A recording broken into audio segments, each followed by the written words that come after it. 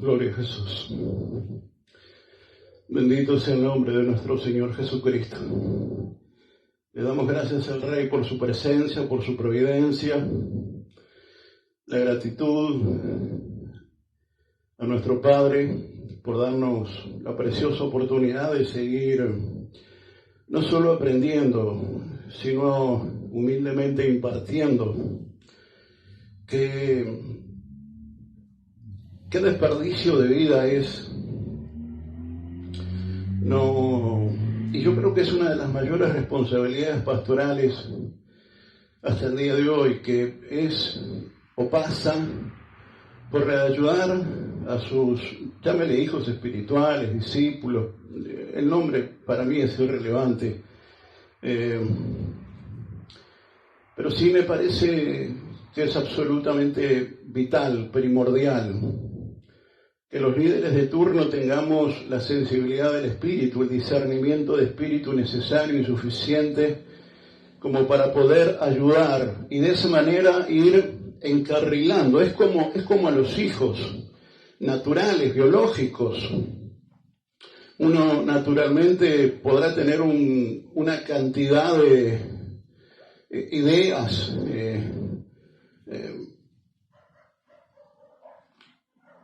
gustos respecto de lo que gustaría que sus hijos fueran el día que ellos sean adultos y tengan la capacidad de decidir. Y es que justamente esa es una de las mayores virtudes que Dios nos ha dado, y es la capacidad de decidir.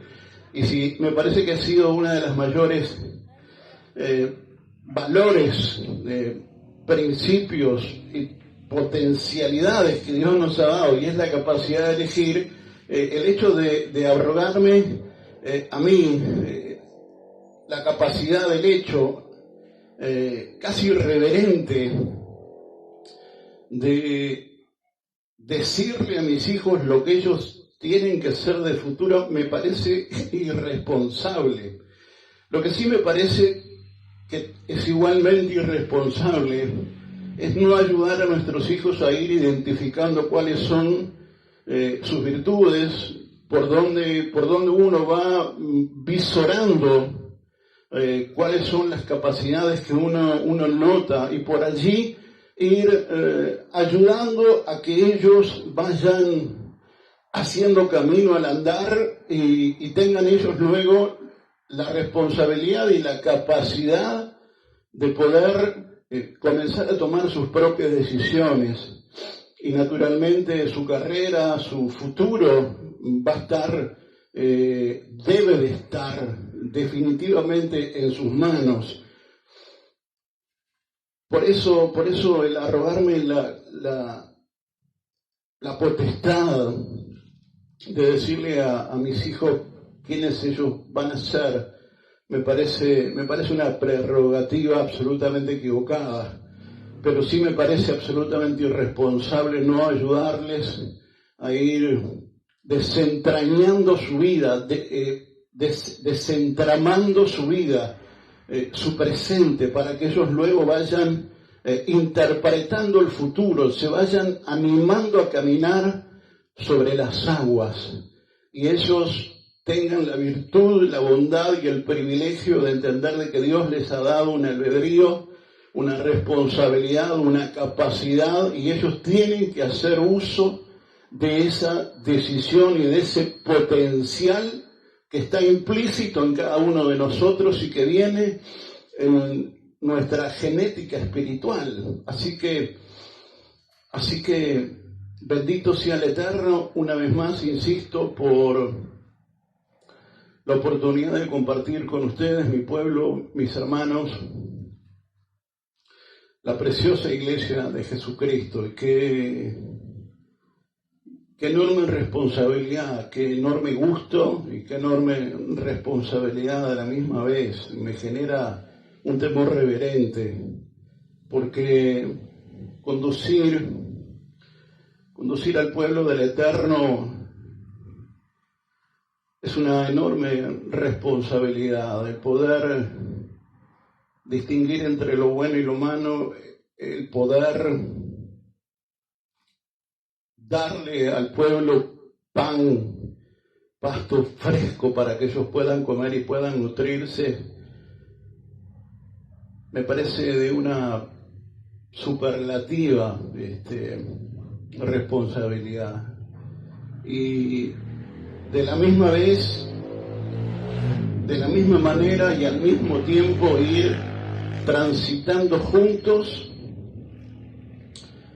ese desentrañar para que cada uno de mis hermanos desde este humilde rincón puedan entender, desarrollar y desenrollar todas las virtudes, todas las capacidades, todos los talentos que el Padre ha puesto en ustedes. Quiero extenderle mi gratitud a Dios por la maravillosa oportunidad, aquellos que nos acompañan, aquellos que nos quieren y que nos quieren bien, aquellos que nos desean y nos desean bien, aquellos que nos bendicen, aquellos que nos respaldan, aquellos que nos empujan a veces cuando necesitamos un envión, cuando necesitamos un empujón. Benditos sean, porque definitivamente han comenzado a comprender de que ninguno de nosotros estamos exentos de la ayuda. De hecho, yo creo que Dios permanentemente a lo largo de la vida va poniendo situaciones que nos van enfrentando a poder entender de que solos no podemos, y que Dios nos hizo parte de un cuerpo y necesitamos del resto de los órganos para poder funcionar, ¿sí? Y hacerlo de la manera correcta. Bendito sea el Eterno, insisto, por su preciosa oportunidad. Y como siempre lo hacemos, queremos comenzar agradeciendo primero al Padre, a nuestros hermanos, insisto, aquellos que nos quieren y nos quieren bien, aquellos que nos han ayudado, nos han apoyado, nos han alentado todo este tiempo en esta, insisto, enorme responsabilidad, que es una responsabilidad magisterial, es una responsabilidad de conducción, que a mí me genera un temor reverente, porque estoy convencido que el día de mañana, por no decir en cualquier momento, el Señor tomará cuentas y cartas en el asunto si yo conduzco al pueblo por un camino equivocado. No solamente el Señor me va a pedir cuentas a mí de mi error, sino del dolor que hice pasar a mis hermanos. Por eso la capacidad de conducción es una enorme responsabilidad, insisto, y yo creo que muchos no han entendido a cabalidad lo que es y lo que implica, y se piensan que es simplemente un dar órdenes, como si fuera, como si fuera un comando, ¿verdad? Como si estuviéramos en las Fuerzas Armadas. Y yo entiendo que somos parte del ejército de Jesucristo, hasta ahí estamos todos de acuerdo, pero aquel que piensa que el ser un líder o el tener capacidad o responsabilidad de conducción es dar órdenes, solamente, bueno, está profundamente equivocado. Quiero, insisto, agradecerles por todas estas maravillosas etapas. Yo considero que cada sábado es una etapa nueva. Esto es como una suerte de rutas de América. Discúlpenme la asociación, a lo mejor un poco trivial, pero yo lo veo en esos términos. Creo que cada sábado es una etapa y uno bueno, tiene que ir construyendo conforme las herramientas que el Señor nos va dando semana a semana para ir alcanzando esa altura, esa anchura, esa dimensión y parecernos cada vez más a nuestro modelo, que es Jesucristo, y la única manera de hacerlo y de hacerlo de una manera eficaz es teniendo enfrente a la única persona digna de ser imitada, que es la persona de Jesucristo. Ese es nuestro único modelo a seguir. Si hay alguna virtud en nosotros que alguien pueda llegar a copiar. Bueno, en el buen sentido, bienvenido sea, pero que quede por demás claro que el objetivo es tener enfrente a la persona de Jesucristo y parecernos cada día y cada vez más a Él. No es ni más ni menos que tamaño esfuerzo y tamaña responsabilidad. Yo asumo que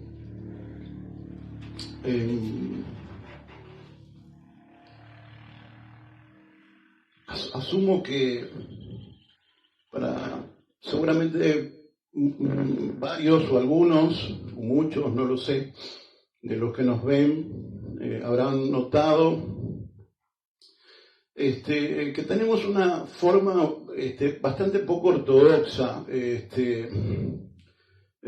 capaz que está políticamente incorrectos, y es que yo tengo que darle gloria y honra a mi Señor y enseñarle al pueblo de que cada uno tiene su propia forma. Cuando uno descubre la forma que el Eterno nos ha dado y entiende de que la esencia, el hilo conductor de todas las formas habidas y por haber es y tiene que ser excluyentemente el amor, y no hay amor si no hay respeto.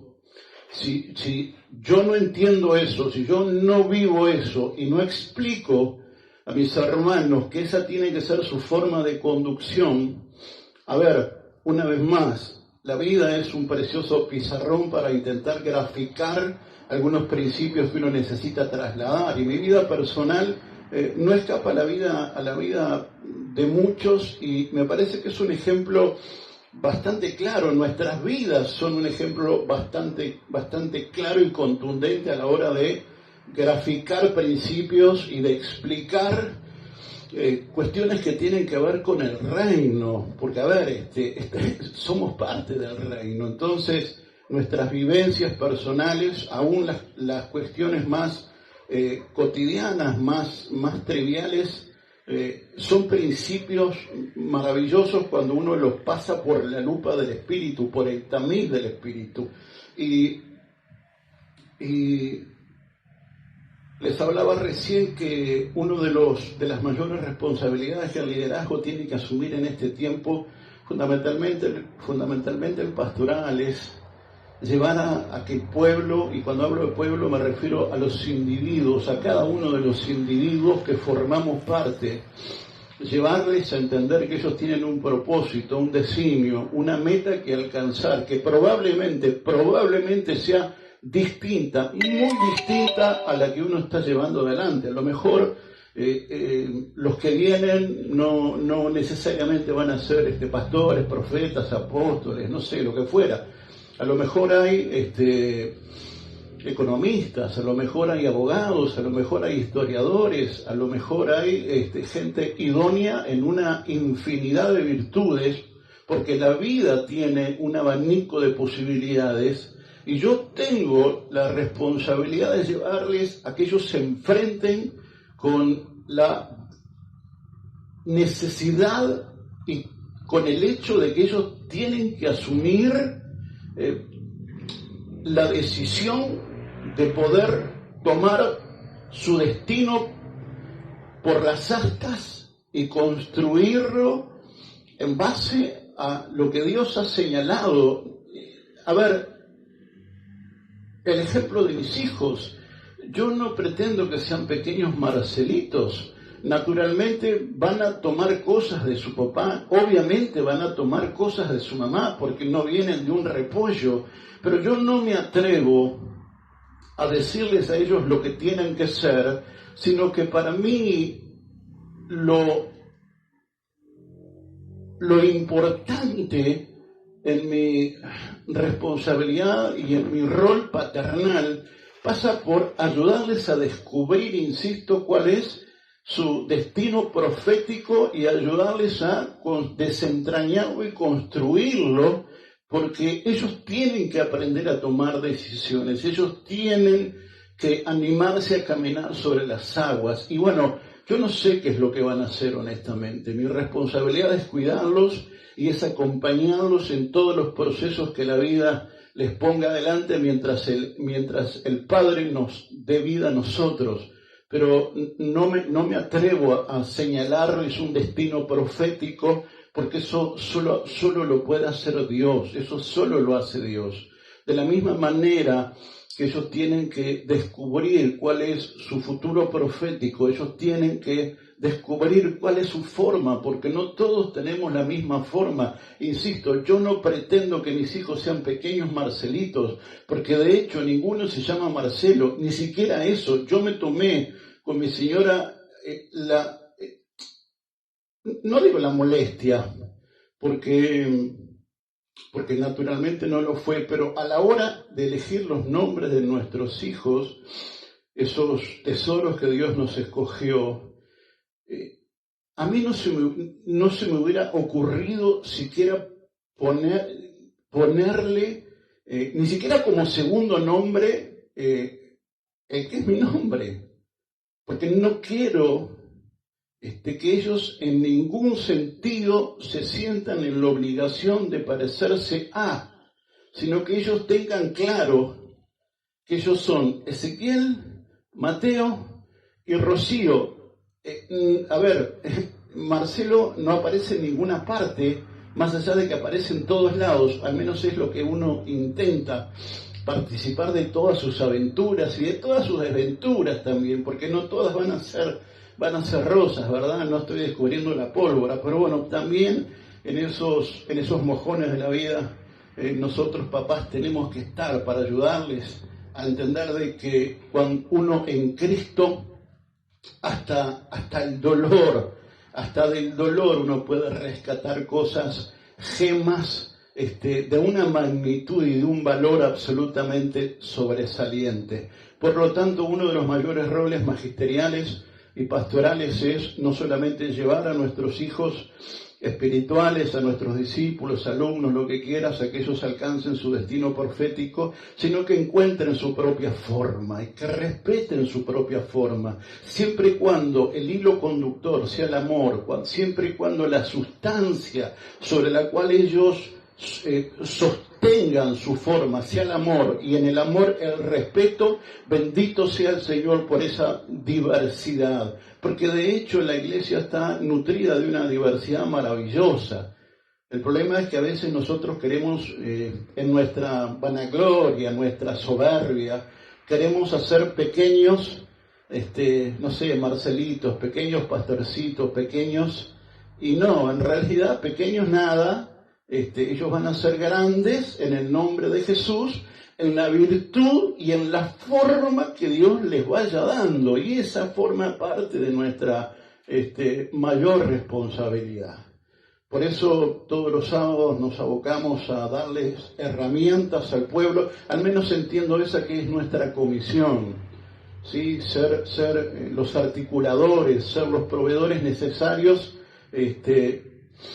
de darles herramientas para que cada uno de ustedes pueda construir lo que Dios tiene para cada uno de ustedes, que es glorioso, que es maravilloso. ¿Ustedes creen que el Señor se tomó a la tarea y al trabajo de concebirnos a cada uno de nosotros para sencillamente dejarnos librados a una suerte de azar? Me parece absolutamente irresponsable, y conociendo apenas como conozco a Dios, estoy convencido naturalmente de que ese no es el corazón de un padre, ese no es el corazón del Padre.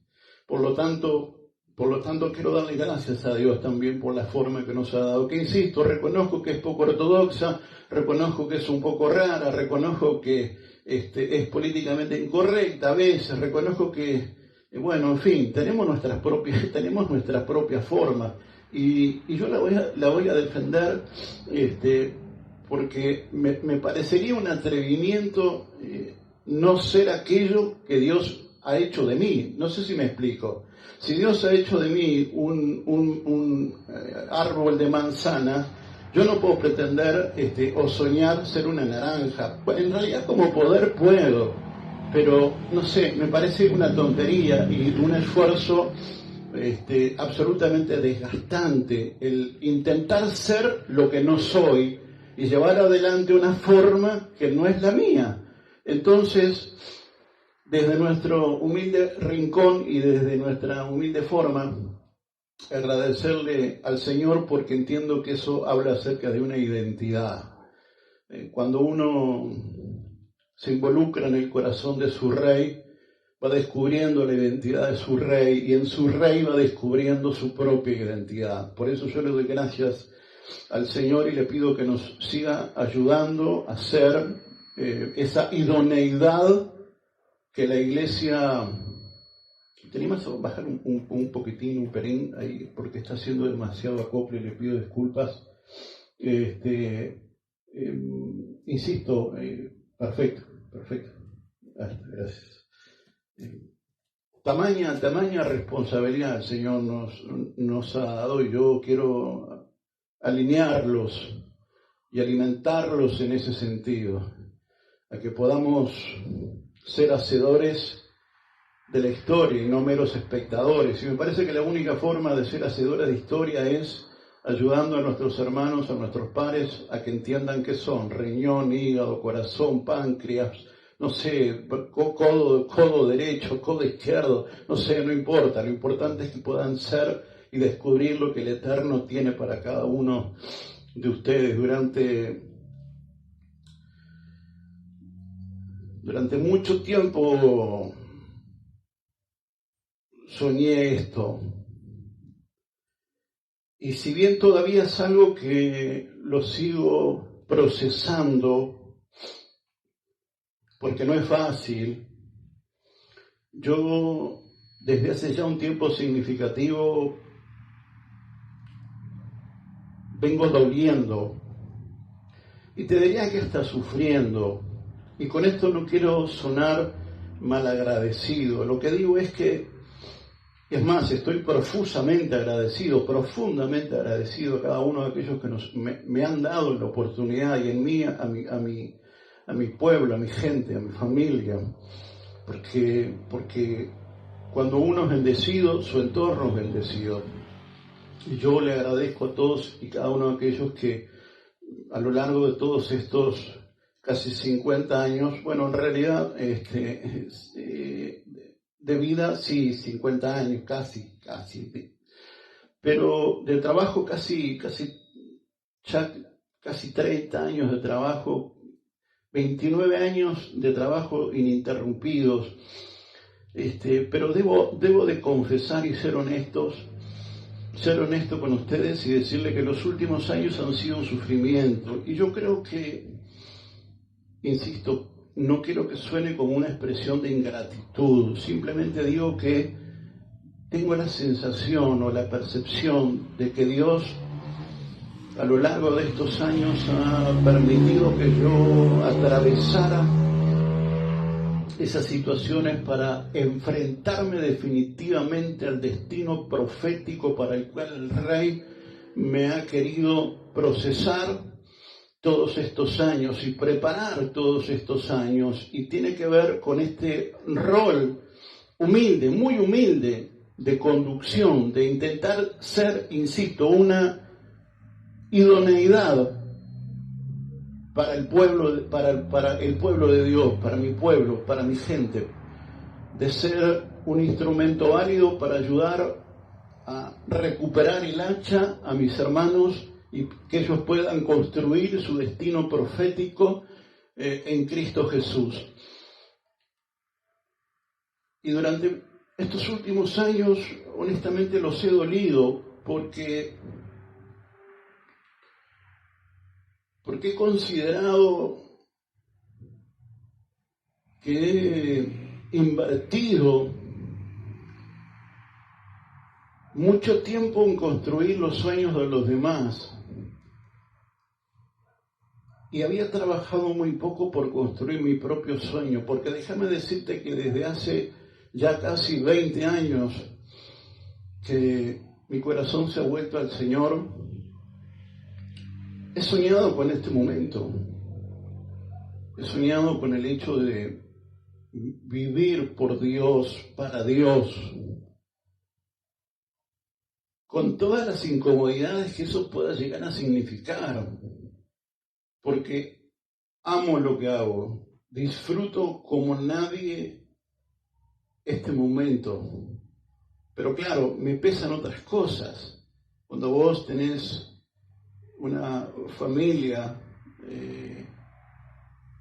es un poco incómodo no tener una fuente de ingresos. Y es que nadie dijo que iba a ser fácil, y tomar decisiones a veces te enfrentan algunas dificultades, algunos desafíos.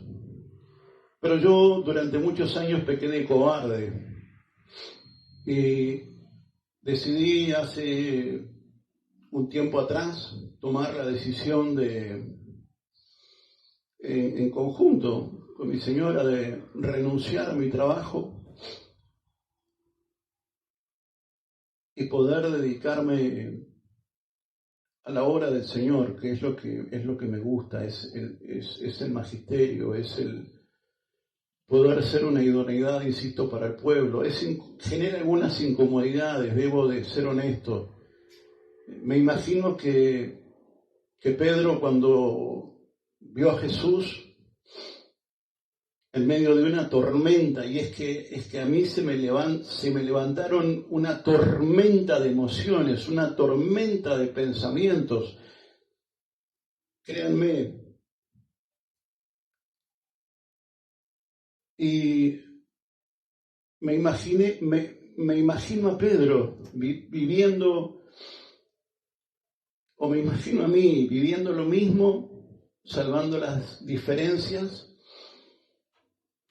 que lo que vivió Pedro en su momento cuando él en su barca, con su familia, ¿no? Porque mi padre y mis hermanos, dijo Jesús, cuando vinieron su madre y sus hermanos, ¿verdad? Allí los discípulos vinieron y le dijeron, Señor, al oído, ¿verdad? Vinieron y le susurraron al oído, Señor, mira que está tu madre y tus hermanos ahí. Y el Señor,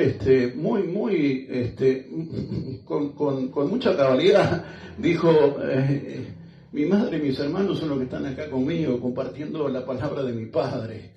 Y por eso los que están contigo son tu familia. Y Pedro estaba con su familia en esa barca, y esa barca se movía mucho, pero se movía mucho porque estaban en medio de una tormenta.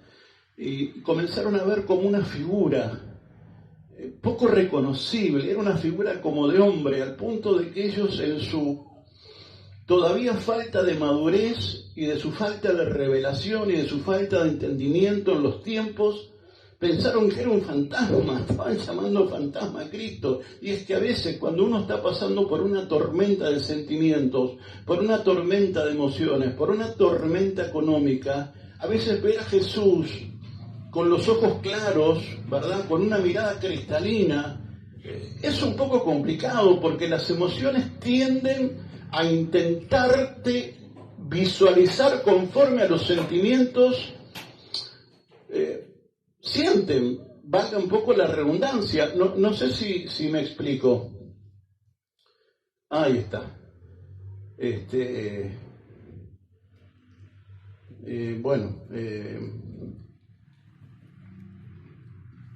Y les pido disculpas. Algo me sacó de lo que les estaba compartiendo. Y me imagino a Pedro, insisto, en medio de esa tormenta, y esa tormenta, claro, le mostraba su realidad. Como cada uno, cuando vive una tormenta, le muestra su realidad. El tema y el desafío es ver la realidad de Cristo, que es, bueno, seguramente pueda parecer un juego de palabras, pero es la única realidad que uno pueda llegar a ver cuando uno entiende que es ciudadano del reino. ¿Sí? Y yo me sentí muy identificado con Pedro en ese momento, porque Pedro estaba con su familia, es decir, en esa barca con los demás discípulos, sus hermanos espirituales, su familia en Cristo, y estaban viviendo una tormenta. Era una tormenta literal, ¿no? Más allá de que también por dentro estaban partiendo varillas, porque la tormenta era complicada y tenían miedo seguramente de naufragar. Y es que es en este tipo de escenarios en donde surge realmente de lo que estamos hechos. Es en este tipo de escenarios en donde realmente queda al desnudo y al descubierto definitivamente aquello sobre lo cual estamos verdaderamente sustentados.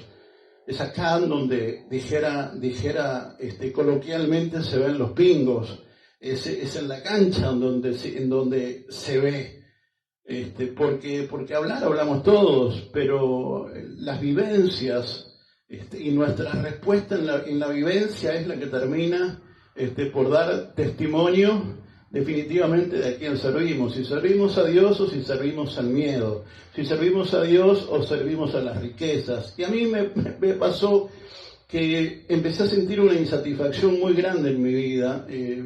Insisto, luego de casi 29 años de trabajo ininterrumpido, comencé a tener una sensación muy rara y era de insatisfacción.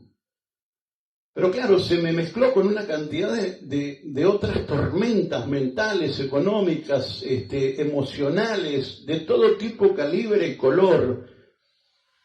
Pero insisto, yo pude vislumbrar a Jesús en medio de esa tormenta. A lo mejor al principio me pareció un fantasma, como le pasó a Pedro. Hasta que, es más, Pedro dudó hasta prácticamente el último momento. Y es que muchos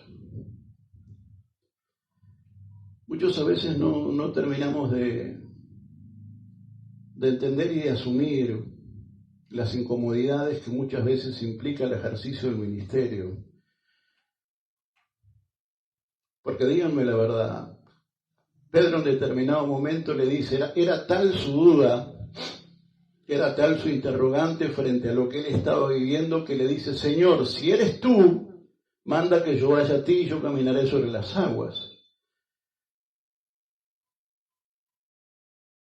Y ese es el desafío que tenemos como iglesia, aprender a caminar sobre las aguas. Pero para eso tenemos que ver a Jesús. Y yo en este tiempo,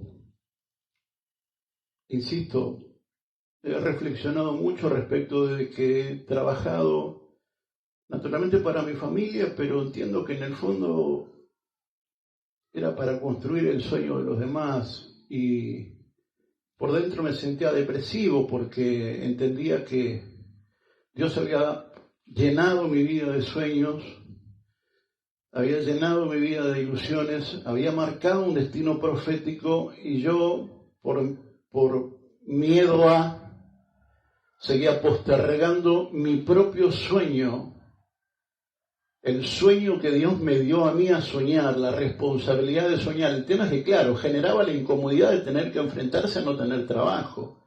Y es incómodo, es muy incómodo. Pero ese es el desafío que la iglesia tiene en esta oportunidad. Enfrentar las incomodidades que la vida misma implica y el animarse a creerle a Jesús y caminar sobre las aguas. Por eso yo le estoy profusamente agradecido al Señor. Porque no ha dejado que nada nos falte, no ha permitido que nada nos falte.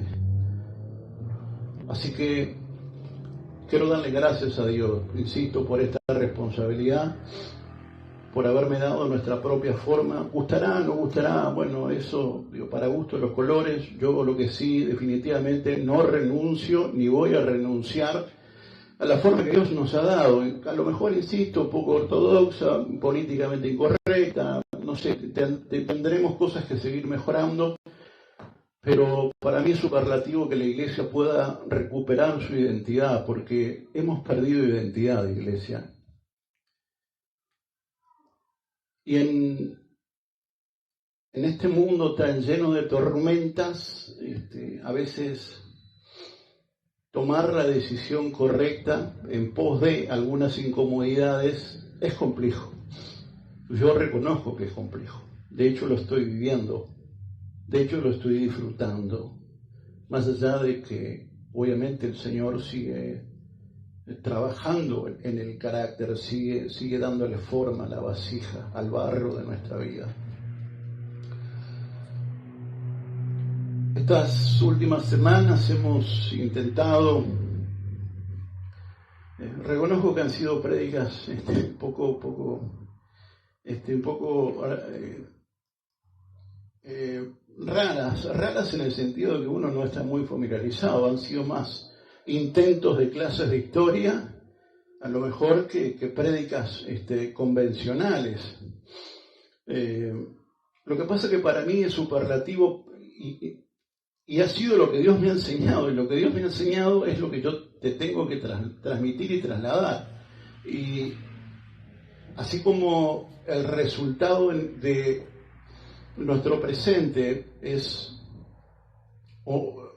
la consecuencia de nuestros actos pasados, el Uruguay que nos ha tocado vivir hoy, esta suerte de Edén de la cual Dios nos ha hecho a nosotros mayordomos, Iglesia de Jesucristo de la República Oriental del Uruguay, y no con esto estoy generando división, simplemente digo que si Dios nos puso en Uruguay, está perfecto orar por las naciones del mundo, pero me parece que nuestra mayordomía pasa por estos territorios, si no, creo que Dios nos hubiera puesto en otro lugar, o nos llevaría a otro lugar, pero de hecho no nos han llegado hasta el día de hoy invitaciones de otros países, así que hemos entendido que nuestro trabajo está íntimamente ligado con nuestra nación, con la Iglesia que hace y que trabaja por un Uruguay mejor, y esto no es un jingle político. Lo que sí me parece importante soslayar es el hecho de que en nuestro país no hay partido político que lo arregle. Discúlpenme si estoy matando alguna vaca sagrada, si estoy golpeando algún ego, pero este país no tiene salida si no es a través de Cristo. No hay partido político, no hay color, no hay bandera que nos pueda ayudar a dejarle a nuestros hijos un Uruguay mejor, si no es haciendo lo correcto. Y haciendo lo correcto implica un vivir de la manera correcta. Pero el vivir de la manera correcta implica al hecho de tener que enfrentarse de que hay un presente que necesita ser modificado. ¿Pero por qué un presente que necesita ser modificado? Bueno, sí, porque el problema es que las bases fundacionales han sido en mucha medida incorrectas y lo único que hemos hecho es seguir construyendo, pero sobre bases incorrectas, y error tras error no es mejor, es error. Entonces, por eso estas clases han sido, o estos intentos de clases, estos sermones poco ortodoxos, para mí son vitales. Primero porque entiendo que es el mensaje que Dios quiere darle a su iglesia. Y el mensaje que Dios quiere darle a su iglesia es: muchachos, yo los puse en una nación que tiene cimientos equivocados. Y si ustedes no revocan y no derrumban esos sofismas, esas estructuras sobre las cuales se ha construido nuestra nación, créanme, el futuro no va a ser mejor que el presente, va a ser peor. Por eso la necesidad de mirar un poco hacia atrás, tomar conciencia de que hemos sido concebidos como nación, como pueblo, aún como iglesia, hemos sido concebidos con muchas virtudes, sin duda alguna, con muchas bondades, sin duda alguna, buenas intenciones, una cantidad, pero muchos errores. De hecho, hemos intentado enumerar una cantidad de errores sobre los cuales hemos cimentado nuestra nación. Por ejemplo, y hoy les aseguro que termino el tema que comencé hace bueno, ya con hoy 3 sábados atrás, yo pensé que iba a ser una sola reunión y vamos por la tercera. Y es que nunca pensé que iba a ser tan interesante y tan importante. Porque hoy, insisto, hoy nos jactamos de las aberraciones que pasan en este mundo presente, de las jugadas políticas que pasan en este mundo presente, de las conveniencias que hacen, ¿verdad?, a nuestros distintos gobiernos, no importa el color que sea. A mí lo que me importa es que la Iglesia pueda entender que la única capaz de revertir y cancelar un pasado nefasto y derribar sofismas sobre los cuales hemos construido nuestro presente es la Iglesia. Y simplemente a modo de ejemplo, nosotros tenemos por prócer a alguien que durante la mitad de su vida fue un bandido, fue un traficante, fue un contrabandista. A ver si nos ponemos un poco de acuerdo. Basta, insisto, mirar por YouTube nomás alguna clase de historia y se van a dar cuenta de que nuestro prócer fue un contrabandista la mayor parte de su tiempo. Entonces, hoy miramos nuestros gobiernos y nos escandalizamos, pero si hemos construido nuestra historia en base a personajes de esta calaña.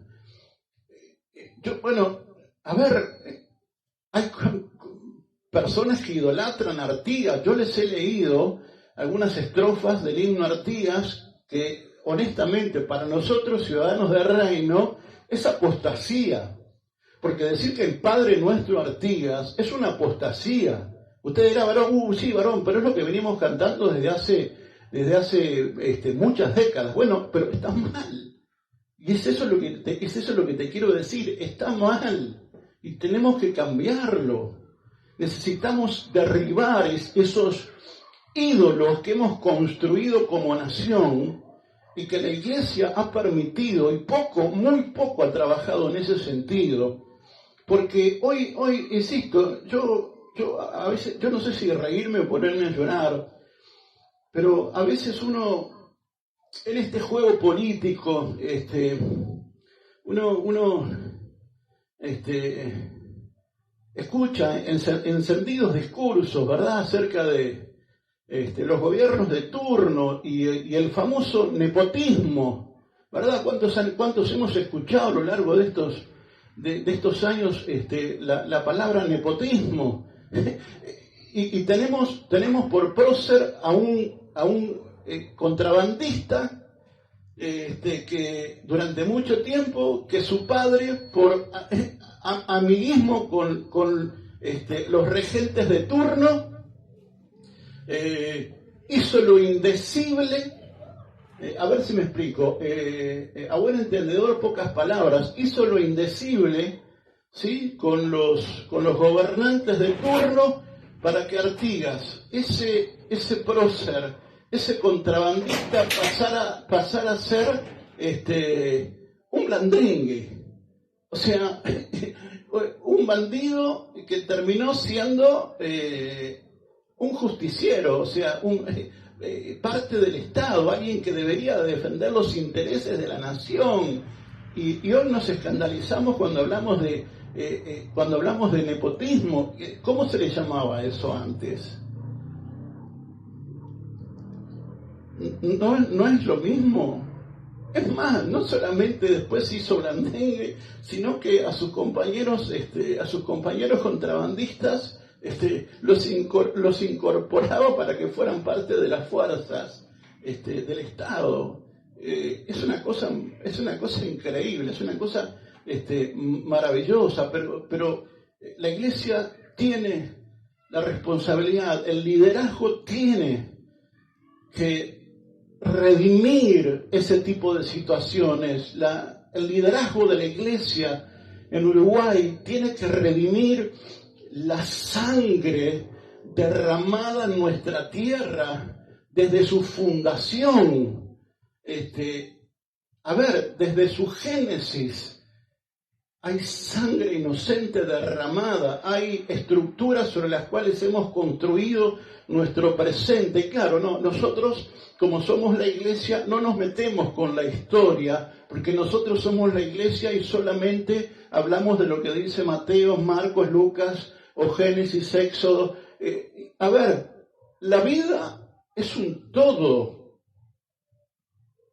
Y nosotros necesitamos cambiar ese todo. Si nosotros nos encerramos en cuatro paredes y no analizamos la historia y no vemos de dónde venimos, porque sí vemos con facilidad que nuestros nuestros bisabuelos, seguramente los que luego fueron nuestros abuelos tomaron cosas de ellos, seguramente nuestros padres tomaron cosas de sus padres, nuestros abuelos, seguramente nuestros hijos tomen cosas nuestras que somos sus padres. Y no me refiero solamente a cuestiones de carácter físico. Bueno, ahora yo quiero que podamos traspolar eso a la vida institucional de una nación. Y decime vos que la iglesia no tiene derecho a trabajar sobre eso. Es más, la iglesia tiene la responsabilidad de trabajar sobre eso. Porque acá hace muchos años, desde el Génesis, se ha venido derramando sangre inocente. Desde el Génesis, por eso es tan duro Uruguay, porque Uruguay siempre fue desde su comienzo, bueno, al principio fue un páramo, ¿verdad? Fue una estepa,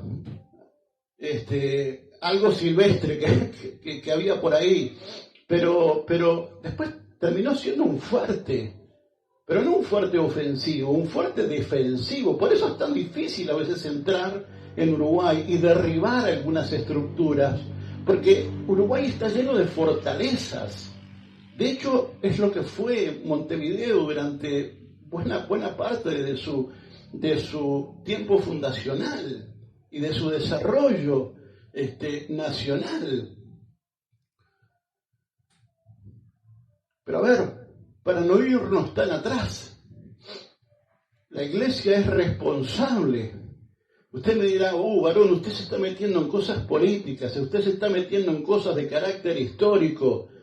Pero, escúchame, venimos de una década de los 60, 70, en donde prácticamente en toda Latinoamérica se institucionalizó el famoso Plan Cóndor.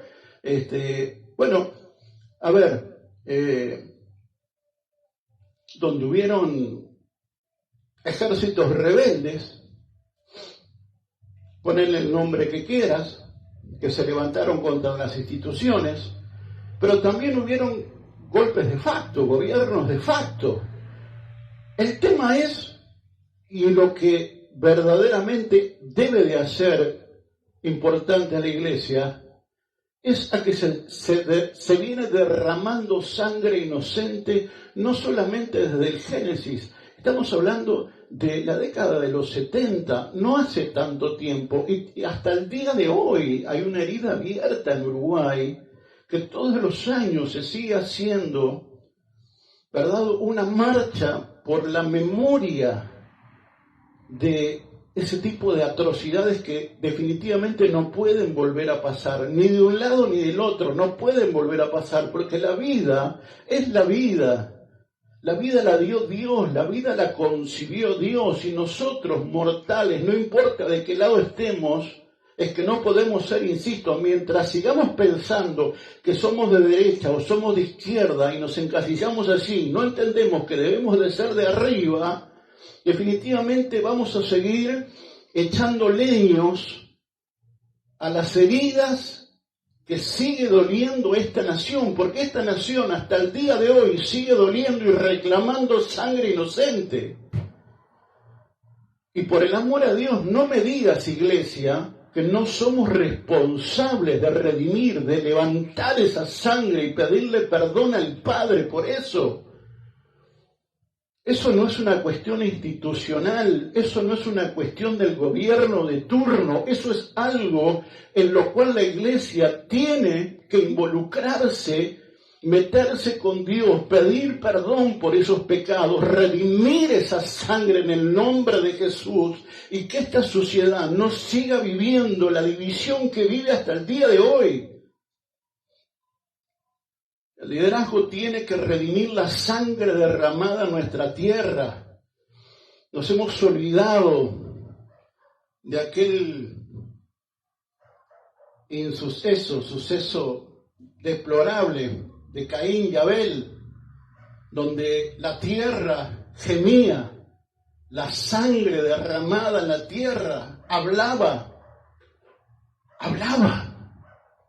Y se hablaba en aquel entonces y pedía justicia en aquel entonces, subía al trono de Hashem, pero que la sangre de ahora no es igual. ¿Qué tenemos? ¿Qué cambió?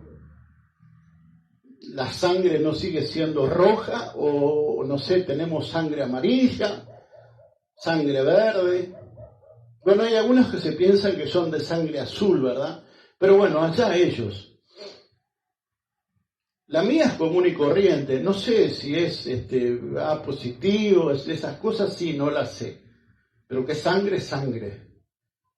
Y el problema es que la misma sangre que se ha derramado en nuestra nación, que la iglesia tiene que redimirlo, que la iglesia tiene que pedir perdón, la iglesia no se involucra en eso, porque la iglesia solamente habla de Bartimeo y no sé, la mar en coche.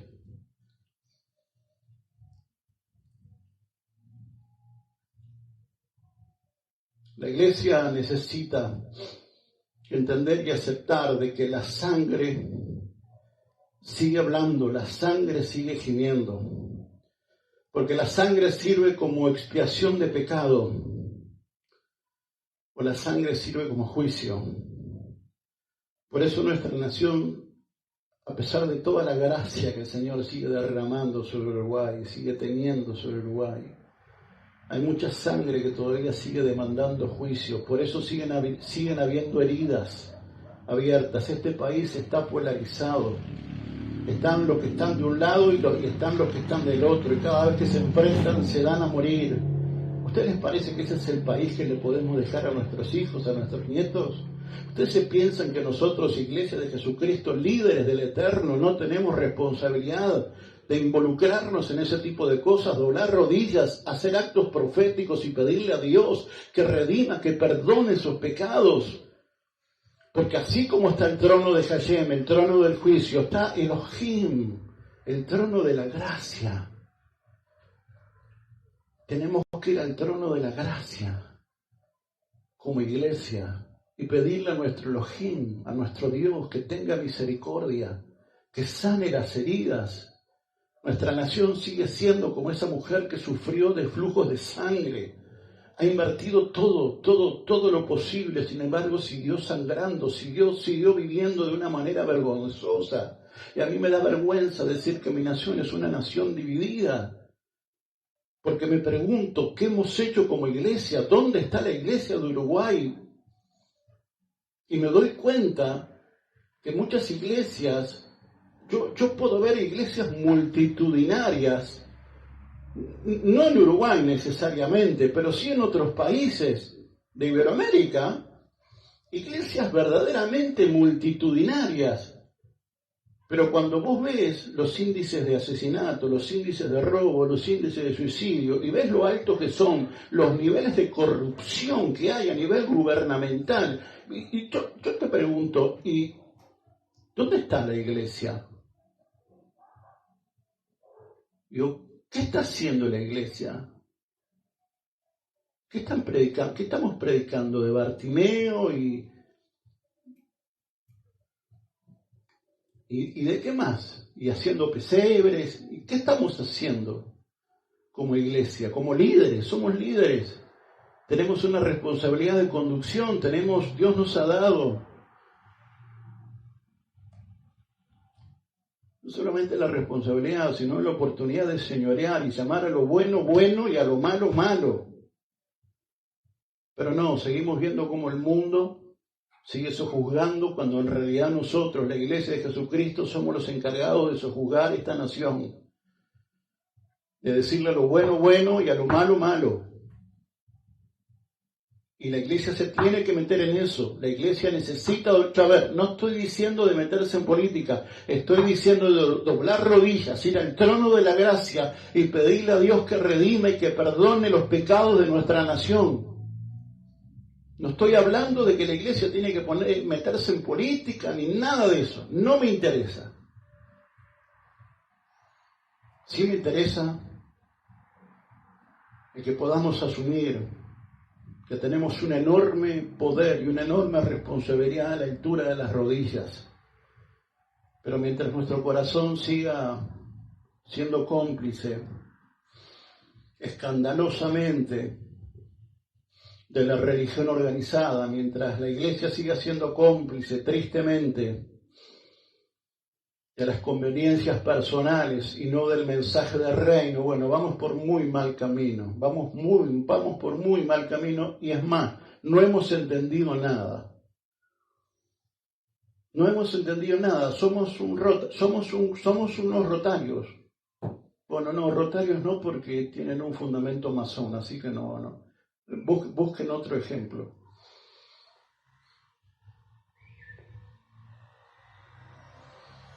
Mientras no derribemos los sofismos de la historia y la religión organizada o las estructuras transgénicas que nos han sido impuestas a lo largo de todos estos años, nuestra nación va a seguir seguramente siendo una nación herida y siendo una nación sangrante. Uruguay, y esto es simplemente un dato veraz, medible, es una de las naciones más laicas, más ateas de toda Hispanoamérica. Y aquí vemos las influencias fundacionales. Y aquí vemos que hoy este Uruguay, que es prácticamente, absolutamente laico, ¿sí? Absolutamente laico, y laico con orgullo, con orgullo laico. Y siendo uno de los países más ateos de toda la región,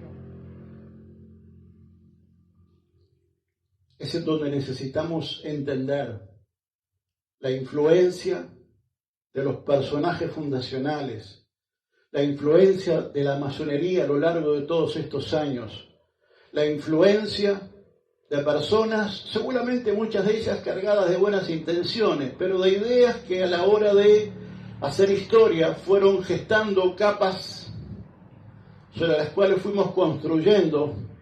Y el problema es que cuando uno construye sobre la arena, lo más probable es que en algún momento, algún sacudón de la vida, haga que tu casa se termine derrumbando, porque lo que se construye sobre la arena, más tarde o más temprano, se termina destruyendo.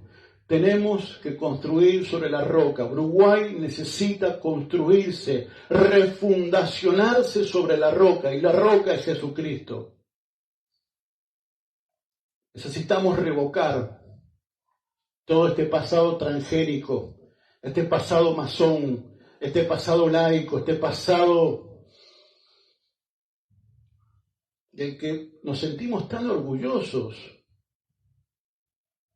porque el uruguayo es profusamente religioso, no desde el punto de vista doctrinal o espiritual, sino desde el punto de vista filosofal, desde el punto de vista institucional.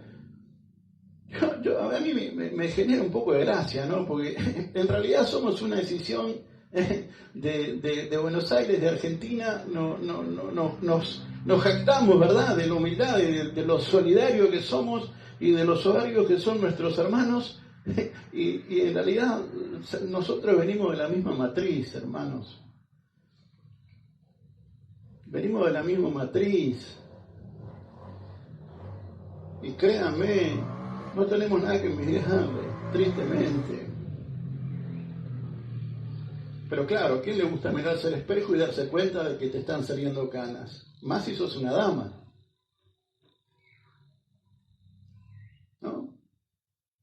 no nos gusta.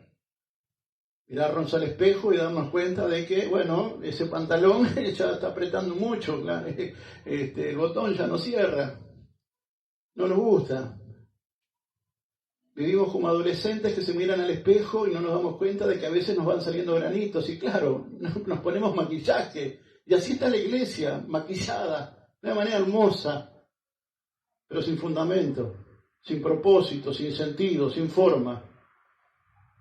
Una iglesia que festeja, no sé lo que festeja, pero que no ha entendido su rol refundacional de una nación que sigue sangrando. Hemos visto a lo largo de estas últimas semanas, y hemos hecho mención a la carta que escribe el ángel a la iglesia en Filadelfia, y me remonto naturalmente al libro de Apocalipsis, de Revelaciones, el capítulo 3, versículos 7 al 13, allí se desarrolla el mensaje de la carta, el mensaje que escribe el ángel, o al ángel de la iglesia en Filadelfia, y está por demás claro de que Filadelfia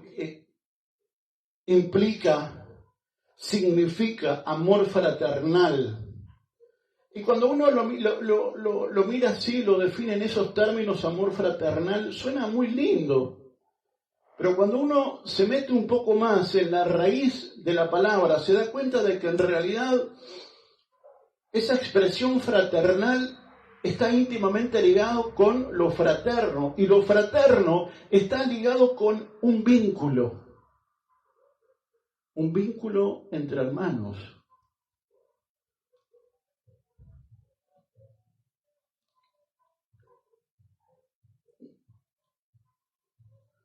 Ese amor fraternal al que el Señor nos está exhortando a llevar adelante es un amor de hermanos. Es un amor de hermanos, no un amor pasajero. Está hablando de una formalidad, no solamente de un sentimiento, no solamente de una honestidad, sino de una institucionalidad. Yo tengo que amar a mis hermanos porque son mis hermanos, porque es un mandamiento divino, pero son distintos, son diferentes. Y bueno, y sí, son diferentes. Seguramente a usted mi forma no le guste mucho, pero bueno, soy su hermano y lo amo en Cristo Jesús. Y siempre y cuando medie el amor y el respeto, nos vamos a llevar, pero de maravillas, de maravillas. Siempre y cuando no hablemos ni de derecha ni de izquierda y hablemos de arriba, nos vamos a llevar de maravilla. Claro, hay que entender qué es hablar de arriba también, ¿no? ¿Qué es ser de arriba? ¿Qué es ser ciudadano del cielo? Porque la iglesia no ha entendido qué es ser ciudadano. Por allí vimos hace algunas semanas atrás que una de las razones, esto no es doctrina, corre por cuenta propia, dice que el Señor les habló acerca del reino. Y yo creo, y esto insisto, corre por cuenta propia, que el Señor les habló acerca de qué implica ser un ciudadano del reino. Porque mucho se habla de reino, pero un reino tiene ciudadanos. ¿Y cómo se conducen esos ciudadanos? ¿O cómo deberíamos de conducirnos como ciudadanos del reino? ¿Cuál es nuestra responsabilidad? Bueno, una de ellas es el amor fraternal. Por eso Dios le habla a este emisario, a este ángel que le llega este mensaje. Y le dice que hay una puerta abierta, ya lo vimos, esa puerta abierta está abierta aún hoy, más de 2000 años después. Esa puerta es llamada gracia, esa puerta que le abrió Cristo. Es una puerta que la abrió el Señor, no la abrió la casualidad, no la abrieron los partidos políticos, no la abrieron los lemas, ¿sí? No la abrió ni fulano ni mengano, la abrió Cristo con su sacrificio en el madero, por amor fraternal. Eso sí, hace una pequeña aclaración, dice, aunque tienes poca fuerza, aunque tienes poco poder. Ahora, es un poco raro, ¿no? Porque nosotros avanzamos en el texto y vimos que en el libro de los Hechos, en el capítulo 1, en el versículo 8, dice, a ver, no cualquiera, no Marcelito, el Señor Yehoshua, Mashiach, dice, pero recibiréis poder cuando venga sobre vosotros el Espíritu Santo y me seréis testigos en Jerusalén y en toda Judea y Samaria y hasta lo último de la tierra. Entonces, a ver, vamos a intentar ponernos cómodos e ir uniendo puntos. El Señor abrió una puerta llamada gracia para que la iglesia cumpla su cometido, su rol, su desafío, aunque a veces sí genere incomodidades, pero bueno, es lo que hay que hacer. Y a veces lo que hay que hacer es un poco incómodo, es un poco doloroso, pero bueno, o caminamos sobre las aguas o terminamos en el fondo del Atlántico.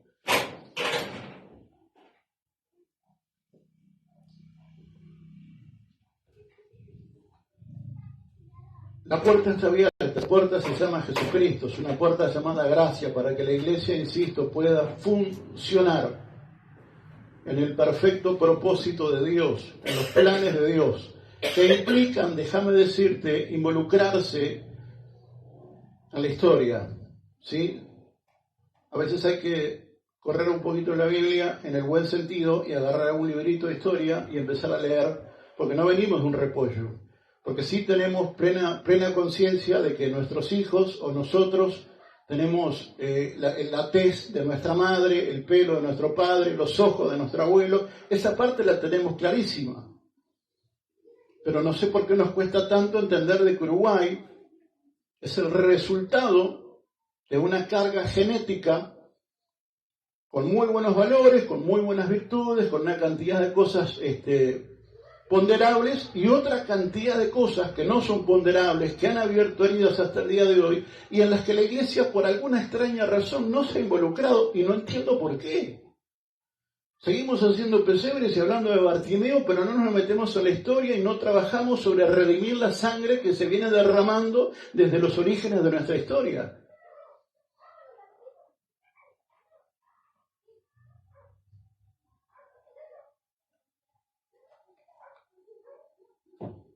Y el Señor hoy nos vuelve a recordar que la puerta sigue abierta, pero no, a ver, yo quiero hacer énfasis en esto. No es una iglesia, no es una puerta que la haya abierto yo, no la abriste tú, la abrió Cristo. Y si Cristo la abrió, ¿vos te pensás que abrió una puerta por abrir una puerta? ¿O la abrió porque hay un propósito? Yo que vos empiezo a pensar por lo segundo, porque si no, lo que vas a hacer es perder el tiempo. Y vas a llevar a todo tu pueblo que pierda el tiempo y pierdan la maravillosa oportunidad de ser la iglesia de Jesucristo que reina y sojuzga sobre la República Oriental del Uruguay. Si la abrió Cristo, la abrió porque hay un propósito. Y la iglesia tiene que cumplir ese propósito. Pero hace, insisto, un pequeño comentario allí, como que al pasar dice, pero muchachos, ustedes, yo les abrí una puerta, pero ustedes tienen poca fuerza. Lo dice en el libro de Revelaciones. Ahora, qué extraño que en el libro de Hechos, o sea, en lo que es el génesis de la iglesia primitiva, dice, y lo acabamos de compartir, en Hechos 1:8, pero recibiréis poder. Bueno, a ver, pongámonos de acuerdo. ¿Tenemos poder o no tenemos poder? Porque Apocalipsis dice que tenemos poco poder, pero sin embargo dice en el libro de Hechos que Dios nos ha dado el poder, todo el poder. Y hasta donde yo conozco a Cristo, el Señor no se contradice.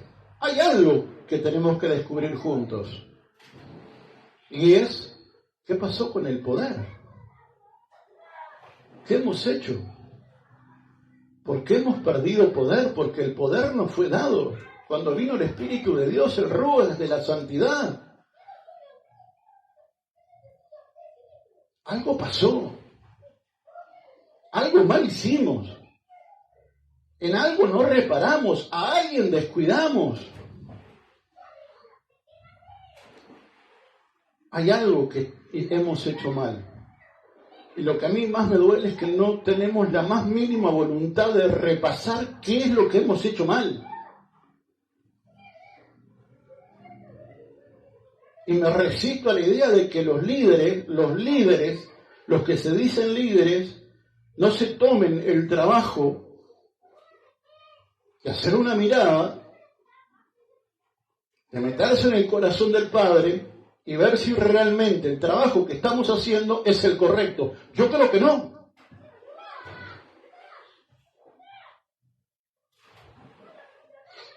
Creo que no. Creo que estamos perdiendo el tiempo.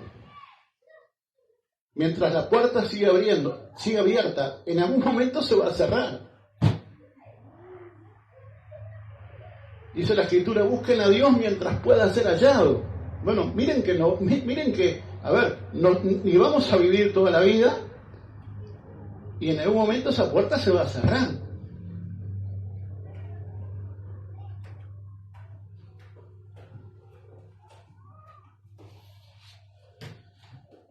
Y mi pregunta es, la pregunta que quiero trasladarte, quiero compartirte, porque tengo una interrogante y quiero compartirla contigo. La pregunta es, ¿qué pasó? Porque, insisto, en Apocalipsis dice que tenemos poco poder y en Hechos dice que tenemos todo el poder. Algo pasó, entre Hechos y Apocalipsis pasó algo.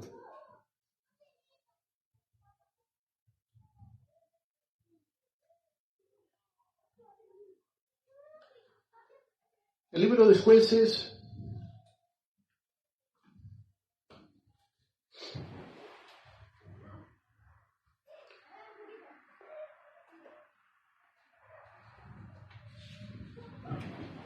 en el capítulo 13,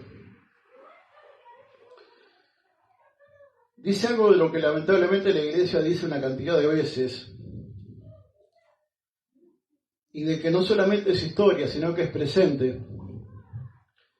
Era lo que dice Jueces 13:1, y vamos a detenernos un poquito en este contexto, para intentar descifrar juntos qué fue lo que pasó entre Hechos y Apocalipsis, porque algo pasó. Sí, pero los hijos de Israel volvieron a hacer lo malo ante los ojos de Yahweh. Y Yahweh, o Yahvé, o Dios, los entregó en poder de los filisteos 40 años, ¿verdad?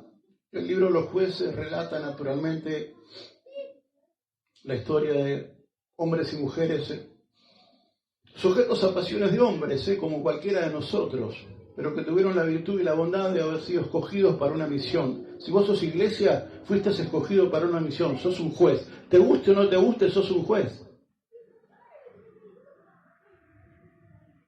Lo creas o no lo creas, sos un juez. Si no, insisto, decir que sos rotario, no sé, decir que participás, no sé, de la Asociación Cristiana Jóvenes, no sé, pero no digas yo de la iglesia, te pido por Dios. Somos jueces, y los jueces mandan, los jueces determinan, los jueces cambian realidades, decretan lo que es bueno y lo que es malo. No hallamos alguna relación con la iglesia por ahí, por ese lado, por esa religión. Dice que había una señora llamada Manoa,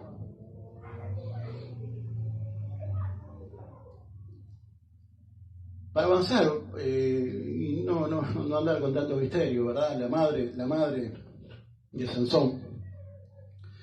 Una mujer estéril, ¿verdad? Y es que me llama mucho la atención, yo no sé si a vos te llama la misma atención que a mí, pero la historia, la Biblia está repleta de relatos de mujeres que eran estériles y que por gracia de Dios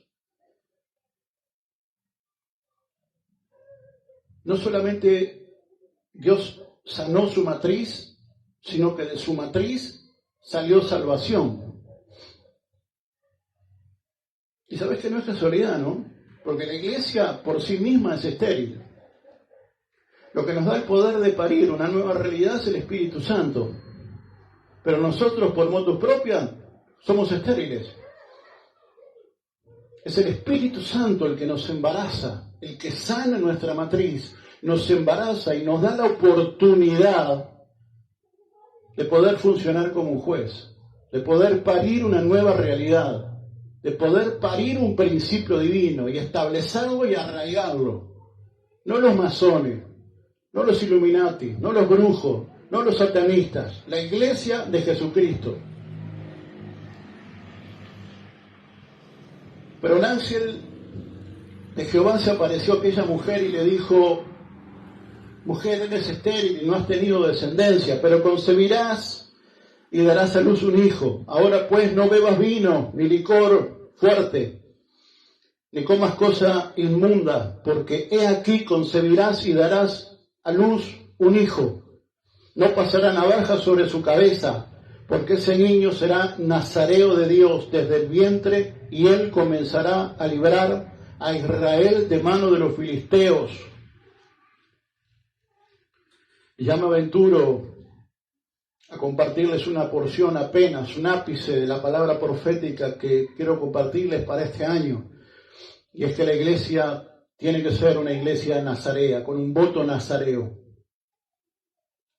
Vamos a hablar del voto nazareo. No hoy.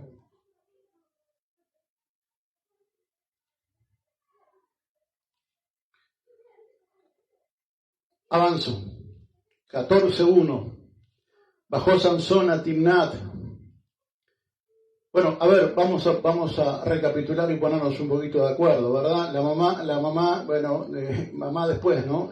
La mujer, esta mujer llamada Manoa, una mujer estéril, tipo de la iglesia, que por medio del Espíritu, ¿verdad? El Señor sanó su matriz y dio a luz un juez, alguien con capacidad de regir. Eso es lo que hace el Espíritu cuando la iglesia se deja tomar por el Espíritu, ¿verdad? Cuando la iglesia entiende que el Señor de la iglesia es el Espíritu Santo. O, casualidad, es el hacedor del poder, el que nos da el poder. Un poder que hemos perdido, pero vamos a ir en esa dirección. Porque vuelvo a insistir, algo pasó entre Hechos y Apocalipsis, algo pasó. Teníamos todo el poder y resulta que en Apocalipsis teníamos muy poco poder. Algo pasó. Esta mujer tipo de la iglesia, sanada en su matriz, el Señor le da la oportunidad de tener un juez, lo llamó Sansón. Un Sansón como cualquiera,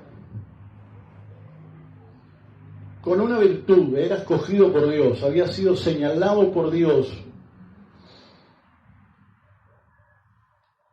no solamente para llevar adelante una comisión, sino que tenía que vivir por tercera vez, vivir bajo determinados lineamientos, porque había un voto nazareo, no era un Juan de los Palotes. El Señor había dicho desde antes de estar en el vientre de su madre que ese niño iba a ser un juez e iba a tener un voto nazareo, iba a ser apartado, señalado, escogido para una misión específica, como la iglesia, como vos, como yo. 14:1. Bajó Sansón a Timnat y vio en Timnat a una mujer de las hijas de los filisteos. Y subió y se lo declaró a su padre y a su madre, diciendo: he visto en Timnat a una mujer de las hijas de los filisteos. Por tanto, tomádmela por mujer. Bueno, acá ya Sansón empezó a mostrar un poco la hilacha y que era un hombre sujeto a pasiones, como cualquiera de nosotros, ¿verdad? Porque que esté libre de pecado, que arroje la primera piedra. Y si hay alguien que piense, si hay alguien que tiene alas y un aro sobre la cabeza, bueno, estamos mal. porque no los hay. A mí no me busquen las alas porque no las tengo. Y el aro tampoco. Soy un simple mortal. Soy un pedazo de barro que al Señor le ha placido usarme para ser de idoneidad para mi pueblo, para mis hermanos.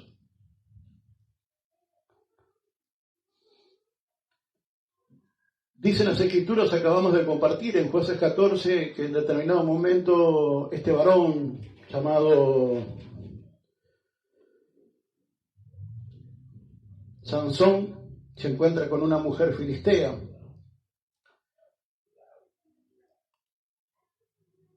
Dicho sea de paso, los filisteos eran acérrimos enemigos de Israel, eran,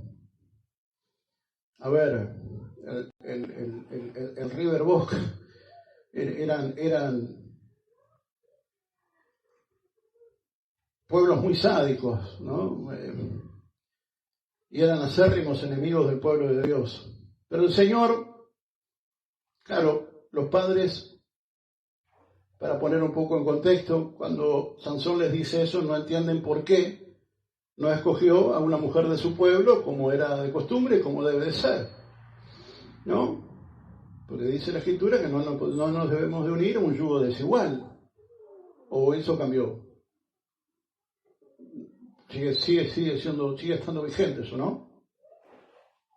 Por las dudas. Pregunto.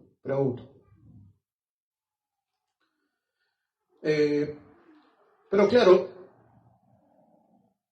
los padres, y es lo que tiene un poco la religión organizada, ¿no? Que nubla el entendimiento, ¿verdad? Es lo cuadrado de la religión organizada, la estructura de la religión organizada. No, ellos pensaron que era así, porque claro, como siempre fue así, no entendieron que Dios había puesto esa inquietud en el corazón de Sansón para meterse en el corazón de los filisteos y derrumbar y derrocar a ese pueblo que durante mucho tiempo había hecho estragos en el pueblo de Dios.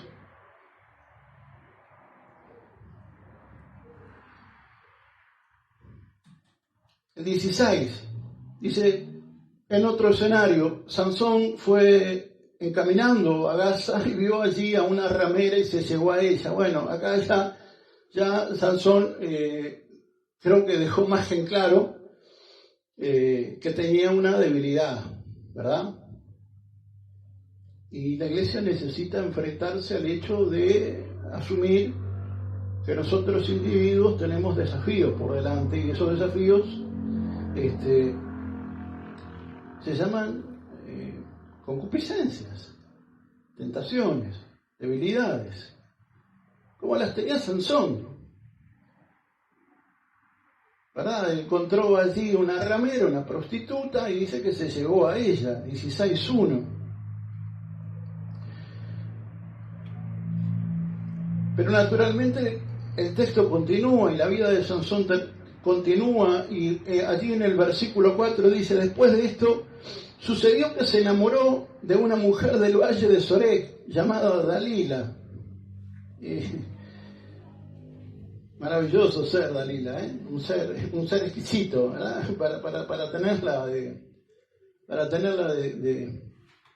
¿qué sería? ¿Qué sería?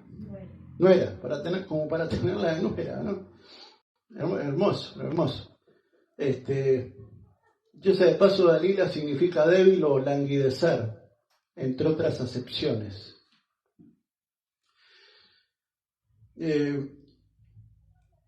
Bueno, se enamoró de esta mujer, ¿verdad? Llamada Dalila, por no decir llamada débil o languidecer, que es su propósito. Dice, y los jefes de los filisteos fueron a ella y le dijeron, sedúcelo, engáñalo con caricias, para ver en qué consiste su gran fuerza. Este sí tenía gran fuerza. Mirá, no era como la iglesia de Apocalipsis, este sí tenía poder. ¿Y cómo podríamos dominarlo? Esto me suena tanto al mundo, es una cosa pero que te rompe los ojos. El mundo, ¿qué es lo que intenta hacer con nosotros, verdad? Descubrir cuál es la fuente de nuestro poder, corrompernos para de esa manera poder atarnos. Bueno, me adelanté un poquito, discúlpenme, quemé un poco el final de la película. Para ver en qué consiste su gran fuerza y cómo podríamos dominarlo, para atarlo y sujetarlo. Y cada uno de nosotros te dará 1.100 piezas de plata. Otra vez la guita, che, qué cosa bárbara. No bastó con Judas para que ahora aparezca esta mujer y de vuelta vuelva a poner el dinero como un elemento de traición. Bueno, cualquier comparación con la iglesia presente es mera coincidencia, ¿eh? Bendito sea Jesús.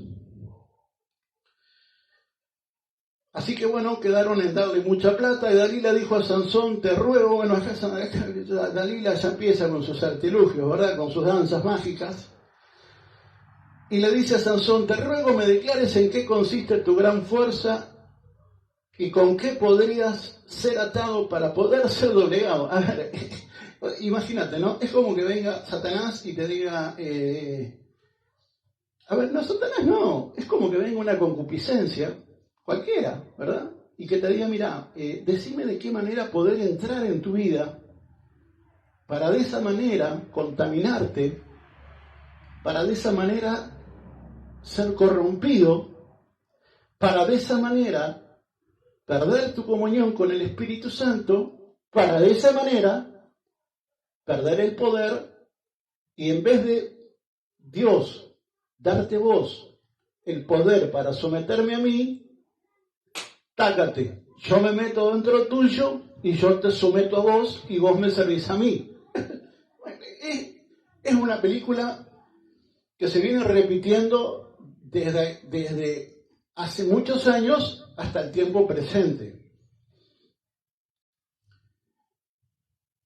Bueno, voy a adelantarme algunos versículos porque ustedes ya conocen la historia, ¿verdad?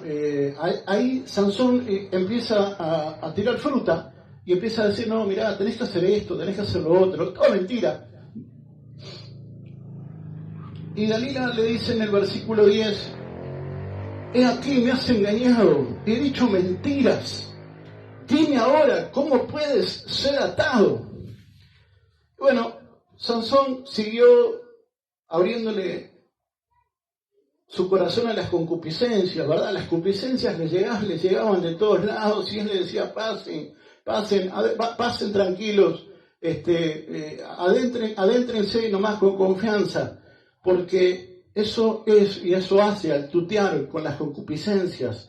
Eso es y eso hace a tutear con las debilidades. Eso es y eso hace asentar su vida sobre las viejas costumbres y las estructuras religiosas. Eso es y eso hace al seguir pensando que la realidad no puede ser modificada. Eso es y eso hace a seguirle dando rienda suelta a nuestras pasiones, a nuestras prioridades y no a lo que Dios tiene por propósito para nuestra vida. Versículo 3, entonces dijo Dalila, por supuesto que Sansón, ante cada insistencia de Dalila, le decía cualquier cosa. El problema es que no se deshacía de Dalila, seguía tuteando con Dalila, seguía jugueteando con Dalila. El problema es que uno no puede juguetear con las pasiones, porque las pasiones te conducen a un camino erróneo, y ese camino erróneo lo que va a hacer es que más tarde o más temprano sucumbas ante la concupiscencia y te quite el poder necesario para poder funcionar como un ciudadano del reino.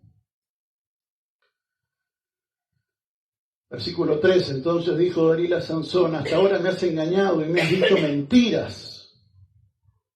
Dime, ¿con qué puedes ser atado? Y él le dijo, Si entretejes las 7 trenzas de mi cabeza con los lisos y las clavas con una estaca en la pared, quedaré debilitado y seré como cualquier hombre. Él seguía tuteando con el pecado, él seguía permitiendo, tenía un carácter putrefacto y seguía con el carácter putrefacto, y adoraba el dinero y seguía adorando al dinero, y estaba con una concupiscencia y seguía entronando a la concupiscencia. Era una cosa maravillosa.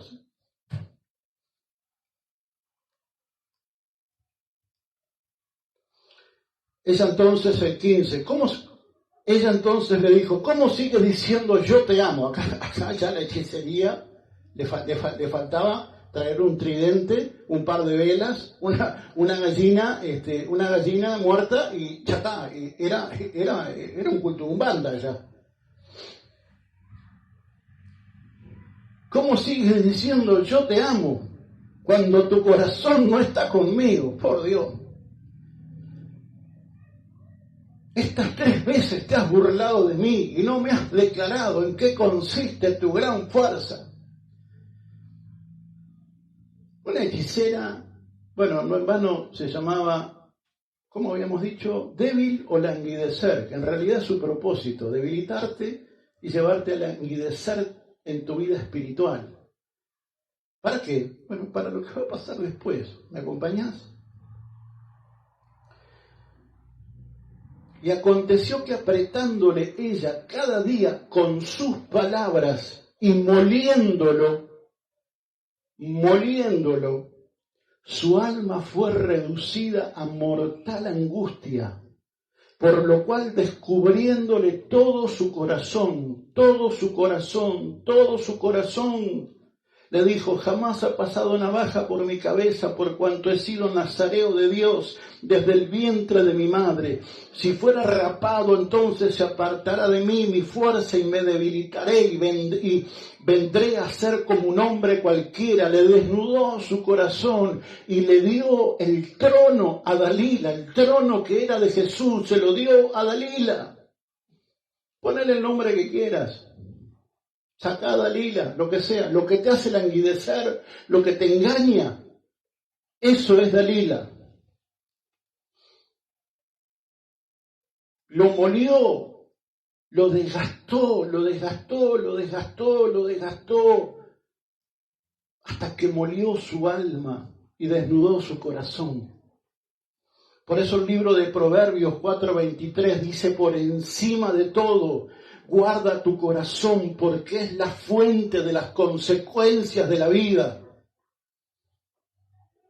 Y cuando Dalila se dio cuenta de que le habían descubierto todo su corazón, envió a llamar a los jefes de los filisteos diciendo, subid esta vez, porque él me ha descubierto todo su corazón. Y los jefes de los filisteos subieron a ella, llevándole la plata en mano. ¡Oh, de vuelta la plata! ¡Qué cosa tremenda! Ella entonces lo adormeció sobre sus rodillas, una hechicera fantástica. Y enseguida llamó al hombre que le rapó las 7 trenzas de su cabeza. Y ella misma comenzó a dominarlo. Por su fuerza se había retirado de él. Y ella exclamó, Sansón, los filisteos te acometen. El mundo viene contra vos, iglesia. Sus pasiones intentan venir sobre tu vida. Los decretos de los gobernantes de turno intentan decirte a vos, iglesia, qué es lo correcto, qué es lo políticamente correcto, qué es lo moralmente correcto. La sociedad de ahora viene y te quiere decir lo que vos tenés que hacer, porque te tenés que sojuzgar, porque te tenés que someter a lo que los gobiernos de turno y las sociedades de turno te van diciendo que tenés que hacer. Y como somos una iglesia sin propósito y como somos una iglesia sometida, terminamos sucumbiendo ante las Dalilas de la vida.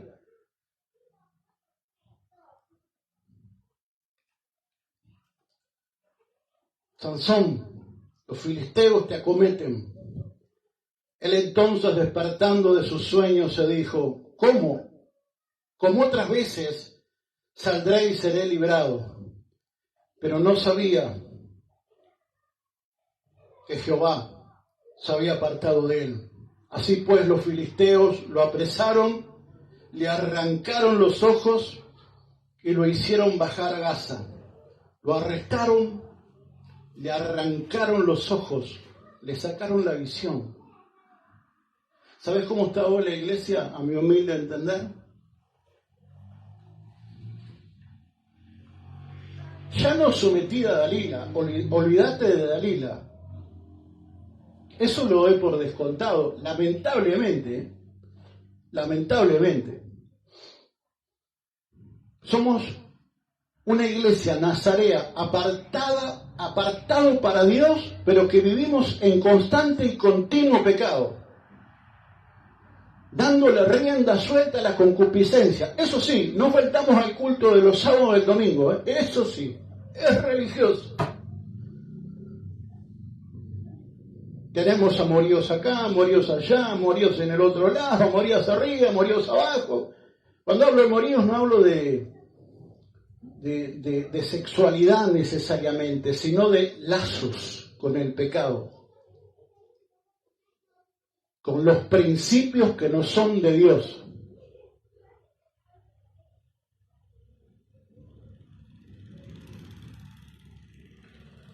Dalila significa débil, porque es lo que intenta, debilitarte. Dalila significa languidecer, porque es lo que ha venido haciendo a lo largo de todos estos años, llevando a la iglesia a languidecer.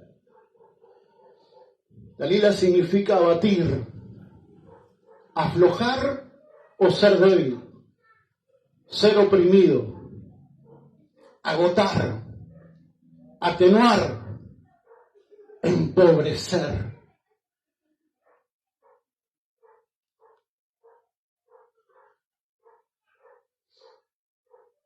El libro de Hechos dice que el Señor Jesús dijo: muchachos, es necesario que yo me vaya, le voy a dejar al Paracletos, al Espíritu Santo. Cuando Él venga tendréis poder, todo el poder. Pero en el libro Apocalipsis dice que aunque la puerta de la gracia seguía abierta, la iglesia tenía poco poder. Algo pasó en el medio. ¿Sabes qué pasó en el medio? Dalila. Las Dalilas. Las Dalilas que nos llevaron a debilitarnos, a languidecer en nuestra vida espiritual, a ser parte de la religión organizada, a vivir este evangelio transgénico, a seguir haciendo pesebres y hablando de Bartimeo y a no entender de que tenemos que redimir en las rodillas la sangre de nuestro pueblo que ha sido derramada de hace más de 300 años.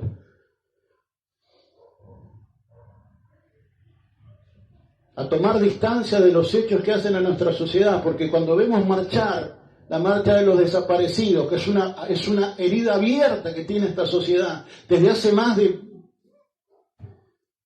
3 décadas.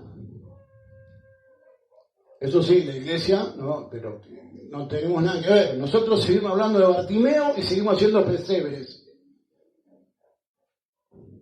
No nos metemos con eso. Pero ¿cómo? ¿No fuimos llamados a eso? A sanar el corazón de nuestra nación, a ir al trono de la gracia y pedirle a Elohim que tenga misericordia.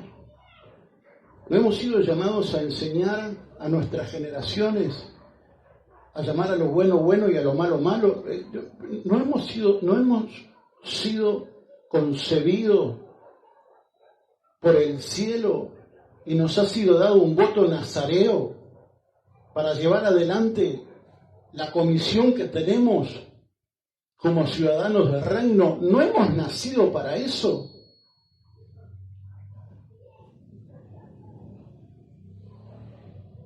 Una y otra vez Sansón tentó a Dios con su desobediencia y su permisividad pecaminosa.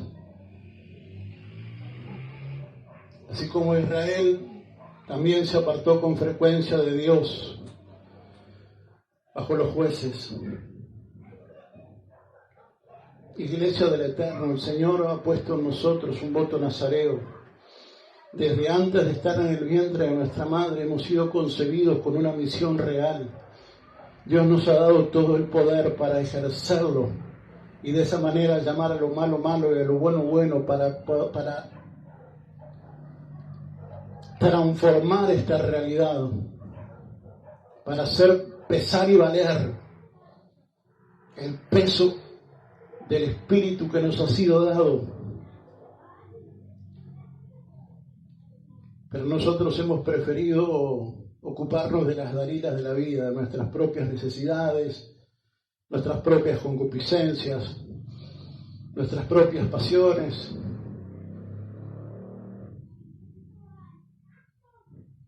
El problema es que nos terminaron cortando el pelo. Y el problema es que cuando te cortan el pelo te arrancan los ojos. Y los ojos es tipo de la visión, lo que Dios puso para ti, para tu vida. Y terminamos siendo como lo fue Sansón, como una suerte de payaso que divertía a los filisteos. Tipo del mundo. Se reían de Sansón. La sociedad hoy se ríe de nosotros, iglesia. A mí hasta el día de hoy, a veces de manera sutil, pero igual te la tiran. Ah, vos sos de esos que le roban la plata a la gente, ¿no? Vos sos de aquellos que le dicen a la gente lo que tienen que hacer, porque claro, como no tienen cerebro, necesitan de alguien que les diga qué es lo que tienen que hacer. Con mucha sutilidad se burlan de nosotros, nos toman por tontos, nos toman el pelo, cuando en realidad tenemos todo el poder. Hay un voto nazareo que tenemos que representar con dignidad. Iglesia, yo quiero llevarte y llamarte a un nuevo tiempo, una nueva dispensación, a cambiar el pasado para poder cambiar el presente y definitivamente mudar el futuro, porque déjame decirte que si no hacemos algo, el futuro que le dejamos a nuestros hijos va a ser pésimo. Esto en 10 años, niños van a tener derecho a operarse y ser cambiado su sexo. Dentro de 20 años, no sé, vas a poder casarte con una oveja y ahí vas a estar con Dolly. Porque claro, no nos damos cuenta que vamos rumbo a una Sodoma y Gomorra. Preferimos las Dalilas sin darnos cuenta de que nos hacen empobrecer espiritualmente. Yo necesito hacerte un llamado, necesito decirte con todo mi corazón, más allá de lo que acabamos de leer en el libro de Proverbios, que por sobre todas las cosas cuides el corazón. Pero lo que pasa es que yo miro a mi iglesia como la mira Cristo, y Cristo cuando vio a la iglesia le llamó Filadelfia, amor fraternal. Y fraternal viene de fraterno, y fraterno, como dijimos, está íntimamente ligado con un vínculo de hermandad. Y es que esos son ustedes para mí. Eso es lo que yo soy o debería de ser para ustedes. Un hermano, mi familia. Y yo a mi familia no le voy a mentir, a mi familia no le puedo decir, no, vamos bien, quédense tranquilos que vamos por muy buen camino. Dentro de 10 años vas a estar obligado a casar homosexuales. Tranquilos, tranquilos. Va a venir un hombre con una oveja y vas a tener que casarlo, porque va a venir un sexagenario que se autopercibe como una niña de 12 y va a querer estar en el culto de los adolescentes. Y ojo con decirle algo que no... Ojo, porque mirá que vamos en cana. Y vos me querés a mí convencer de que vamos por buen camino. Bueno, sigamos con Bartimeo y los pesebres y vamos a terminar muy mal, iglesia. Yo quiero exhortarte que puedas entender de que sos un nazareo. Te lo voy a decir por segunda vez, sos un nazareo. Sos una apartada de Dios.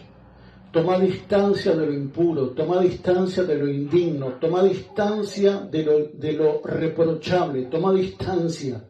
porque te va a hacer languidecer, te va a desgastar, va a moler tu alma y vas a terminar perdiendo lo más puro, que no es tu virginidad, es tu moralidad. No sos cualquier cosa, que el mundo no te diga que sos un pobrecito como nos dicen hoy, que nos tratan de chorros, de ladrones, que nos tratan de inmorales intelectualmente, porque claro, como somos aquellos que le dictan a la gente lo que tiene que hacer, nos toman por tontos. Iglesia, te amo fraternalmente, te amo fraternalmente y le pido al Padre que haga reposar todo su bien sobre tu vida. Bendigo tu entrada, bendigo tu salida, bendigo tu vida física, mental, bendigo tu economía, bendigo tu sexualidad, bendigo tu ministerio, bendigo tus hijos, tus hijas, bendigo tu entorno, bendigo la tierra que pisas y declaro que va a ser bendita porque vas a entender de aceptar de que sos un juez, te guste o no te guste, sos un juez, sos una jueza levantada por el Eterno para ser parte de aquellos que hacen la historia, de los que caminan por el agua, porque a Pedro mucho se lo critica, pero ¿cuántos caminaron sobre el agua?